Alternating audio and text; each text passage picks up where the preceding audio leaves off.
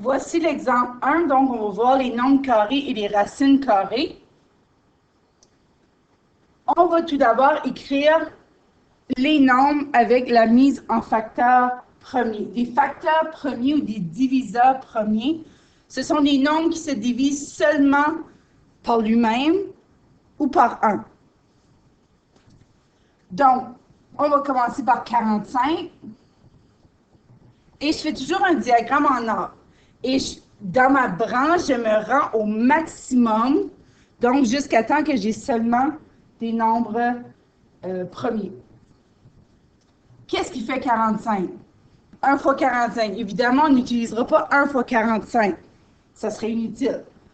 On peut utiliser n'importe quel autre. 3 fois 15, 9 fois 5, 9, 5. Est-ce que 5 se divise seulement par 1 ou par lui-même? Oui. Donc, cette branche-là, ce côté-là est terminé. 9, est-ce qu'il se divise seulement par 9 et par 1? Non, il se divise aussi par 3. Donc, 9, c'est quoi? C'est 3 fois 3. Et on fait le même exercice. Est-ce que 3 se divise seulement par lui-même et par 1? Oui. Donc, on a fini ces deux branches-là. Donc, chaque branche doit se terminer avec un facteur premier ou un nombre premier.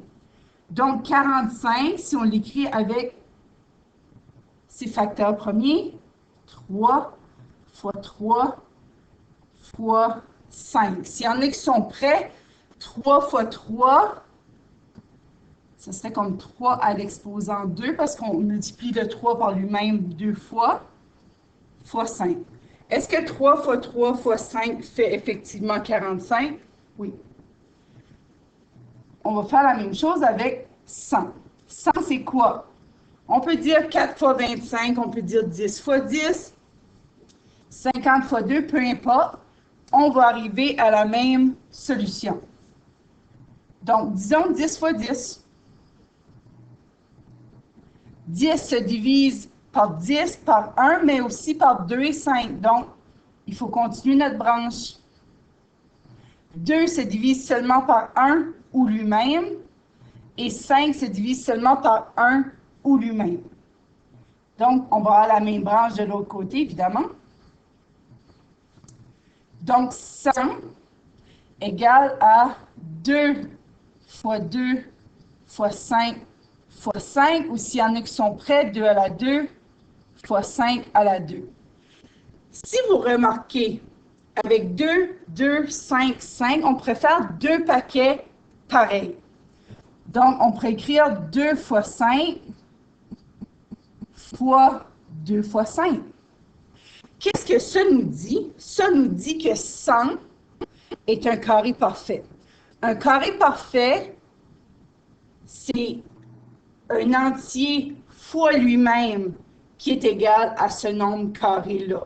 Donc, dans ce cas ici, 10 fois 10 fait effectivement 100. Donc, lequel est un nombre carré parfait? 100. On va dessiner ce carré-là. Donc, l'aire serait de 100 cm carrés ou mètres carrés, peu importe l'unité. Et ça serait quoi la longueur des côtés ici? Il faut que ça soit, c'est un carré, il faut que ça soit le même côté, donc ce serait 10 et 10. Que ce soit des centimètres, des mètres, des kilomètres, mais ce serait 10 la valeur.